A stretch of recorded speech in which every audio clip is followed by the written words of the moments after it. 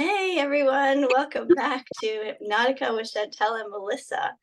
We've taken a bit of a break for the holidays, but we're very happy to be back. And today we want to talk a little bit about emotional pain management and boundaries and all that fun stuff. So, Melissa, take it away. Such fun topics. So Chantel and I have had conversations around the holidays, and I've been feeling like this happens to me every year where I feel very like I have very low bandwidth, window of tolerance is closed, it's crashed, it's on the floor. I just don't have a lot of energetic space. And it feels to me like I'm getting swept up in this current of everybody else's energy and everybody else's like trauma responses and everything and their stress, because like we're all, most of us are doing the same things around the holidays. We're seeing our families and maybe we don't want to, maybe we do, and there's like all this pressure of like we got to look perfect, we've got to make the perfect food and bring the perfect gift and buy the perfect y'all. It's so much energy. So being out in the world on a regular basis, I am, being a sensitive person, I'm like feeling all of it. And so what we had talked about and what the conversation we've had over this time is that there's this feeling of like lack of consent, not necessarily consenting to be wrapped up in this current of energy. I don't participate in a lot of the things that most of our country slash world participates in, but I'm still being subjected to it. So, what I've sat with for the past 4 to 5 weeks is how am I choosing to move through this if I'm constantly feeling emotionally and energetically violated. And this term of like pain management was coming up. And I'm like, oh yeah, what do we do when we're in chronic, especially like chronic physical pain?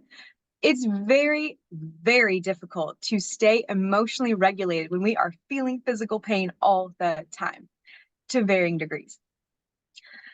So, looking at that and looking at like, okay, this is emotional pain management for me. How do I choose to show up when I need to show up? And how do I choose to care for myself? So, hang on, before I get into that, Chantel, do you have anything to add? I can just feel the balls rolling. Oh, there's so many balls. Or like I like to say tabs for the Yeah. ADHD, right? Because every little thing that you say is just like, oh, yeah, we could go down that path. Yeah, I love the term emotional pain management or just pain management in general because like our bodies and our minds and our emotions, like they're so connected.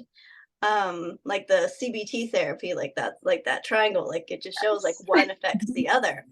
Like so often it starts with a thought and then moves to an emotion and then produces a physiological response. And yeah, I've been listening to Amanda Flaker lately.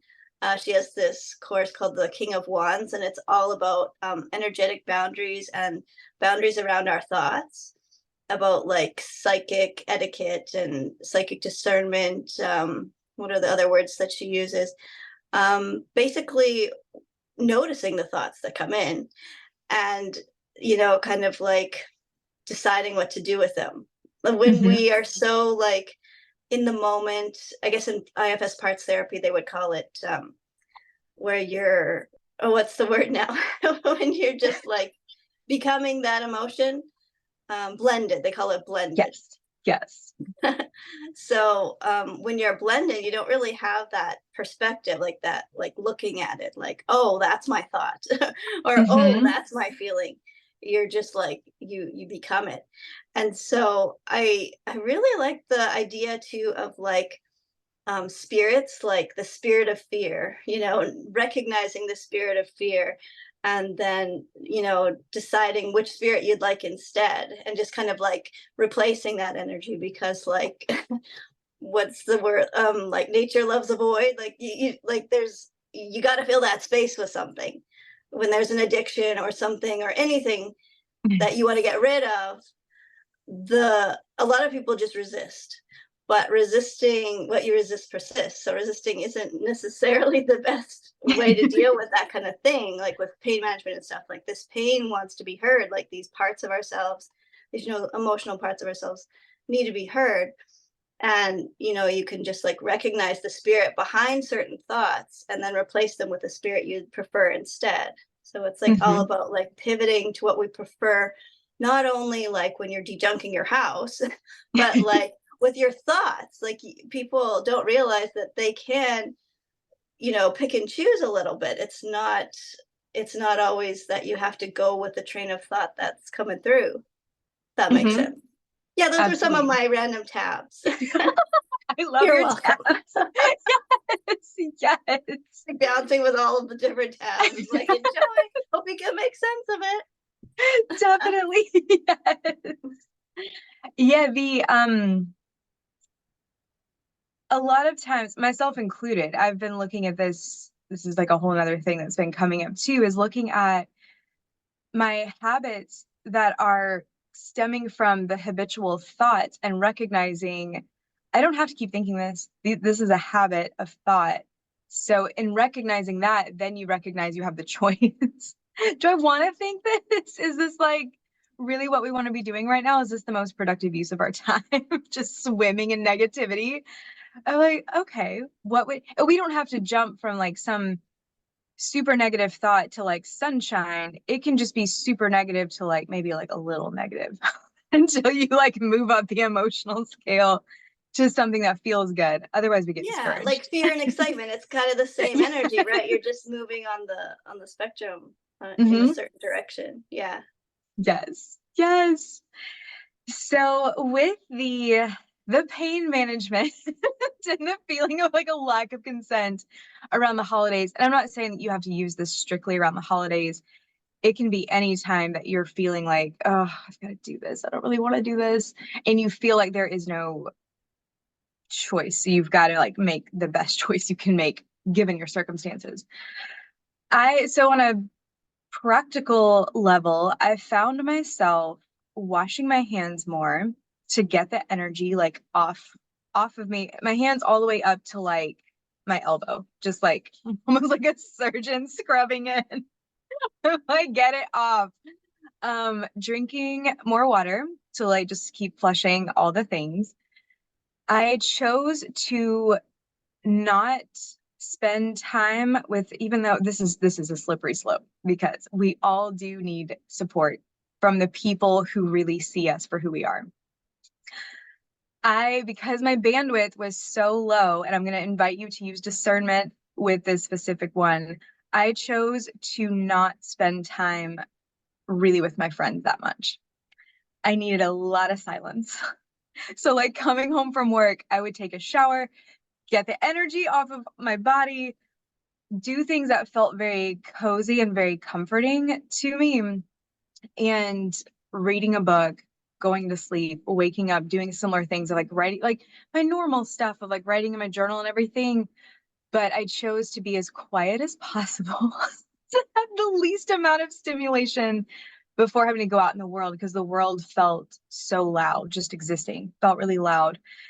And as I noticed myself starting to get triggered, starting to get angry, having big reactions to small things, working to bring my attention and awareness back into my body, back into my feet on the ground. And in doing that, I could then recognize I have a choice now. I could be really mad at this person in front of me. I could walk away. I could, or I could just choose to be in my experience and not have whatever's happening outside of me mean anything. Was this perfect? Immediately, no, absolutely not. Did I have a meltdown once? So, like, Yay for kind humanity. of, Points. Points right? for humanity. Love that. Totally. But in the meltdown, especially, I'm like, I have gone beyond my limits. This is why, like, we're starting to like freak out. Um, and then because this was happening at my my day job, I was just like, I was able to ask for what I needed and it was provided. I work with and for great people. So yeah, I was able to like take some space and like get myself regulated and then come back out and keep going. So we're looking at what we can do physically for ourselves and then what emotions are up and what kind of care and love and validation do they need and how can we meet those needs in the moment to the best of our ability. That is what I've come up with for That's the best very 5 weeks. beautifully said. Thanks. Yeah, I've been reading this book here, The Art of Giving and Receiving, The Wheel of Consent. I really love it. It kind of introduced me to things that I wasn't like, just brand new concepts.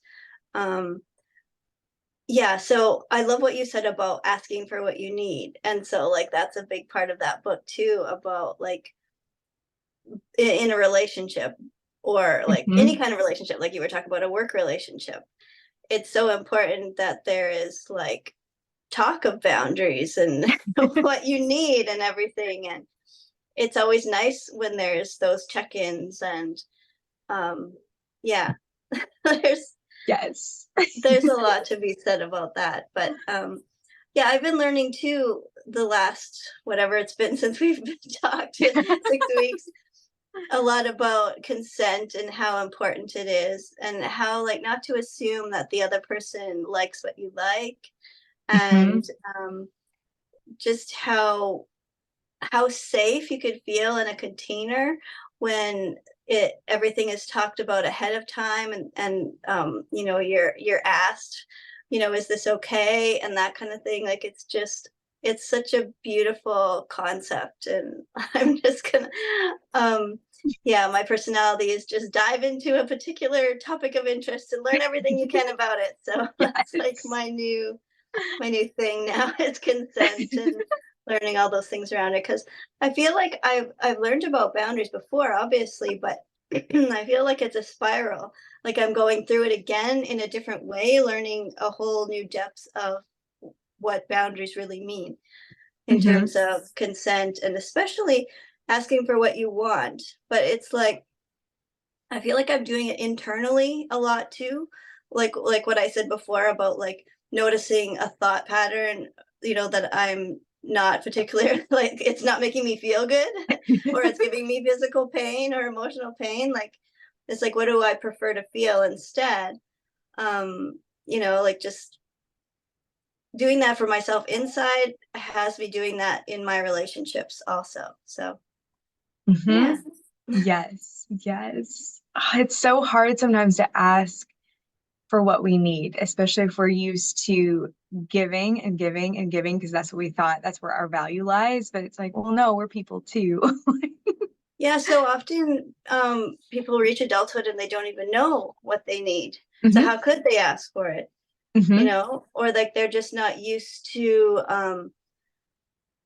like in the book it was they were telling some stories about how people were playing this. Well, they start out with a 3-minute game. It's like how do you want me to touch you, you know, and then they would say and like how uncomfortable some people were with saying with like pivoting like oh I need you to go a little bit slower or I need you a little bit lighter or any of that. Like they were just like oh do what you want to me, you know, like doesn't matter, hmm you know, and then the hmm facilitator of the process would be like no, like it's in this part of the game, like it's your job to you know tweak it the way you want it to be, and just like how new of a concept that that is, you know, hmm especially I'm not saying for all women, but a lot of women they just feel like you know oh like this is just what I'm supposed to like you know Yes.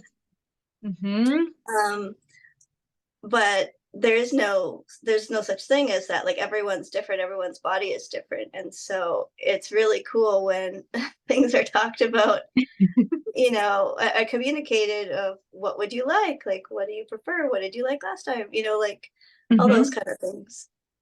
Absolutely. Yes. One of my favorite questions to ask people, like not just partners, but my friends too, is what makes you feel emotionally safe or like safe in general? And sometimes people are like, oh, I don't know. Like, I'm gonna write that one down. I love that. And for me, it is boundaries. It's knowing that you have your boundaries. I know I have mine, and those are my responsibility, but it's like knowing that you have boundaries, you can communicate them. Also, consistency makes me feel safe. When you are consistently, and that looks different for each relationship and each person, but if I can generally, and by generally, I mean like 96% rely on you, I feel safe. So it's like, okay. Yeah, and like when there is like a new relationship or any, even if it's like a long-term relationship, the question in the back of people's minds most of the time is like, are you going to be there for me if I need you? You know, like, Yes. will you comfort me? Or like, will you support me? Will you not ridicule me? You know, like that Hmm. whole feeling of safety. Like, can I really be me around you? Is that okay?